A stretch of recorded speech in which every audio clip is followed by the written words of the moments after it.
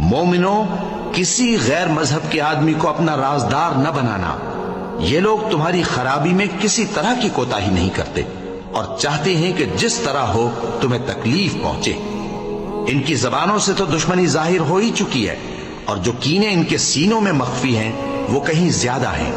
اگر تم عقل رکھتے ہو تو ہم نے تم کو اپنی آیتیں کھول کھول کر سنا دی ہیں۔ دیکھو، تم ایسے صاف دل لوگ ہو کہ ان لوگوں سے دوستی رکھتے ہو، حالانکہ یہ تم سے دوستی نہیں رکھتے، اور تم سب کتابوں پر ایمان رکھتے ہو اور یہ تمہاری کتاب کو نہیں مانتے، اور جب تم سے ملتے ہیں تو کہتے ہیں ہم ایمان لے آئے ہیں، اور جب تنہا ہوتے ہیں تو تم پر غصے کے سبب انگلیاں کاٹ کاٹ کھاتی ہیں۔ ان سے کہہ دو کہ اپنے غصے میں مر جاؤ، اللہ تمہارے دلوں کی باتوں سے خوب واقف ہے۔ اگر تمہیں آسودگی حاصل ہو تو ان کو بری لگتی ہے، اور اگر تمہیں رنج پہنچے تو خوش ہوتی ہے۔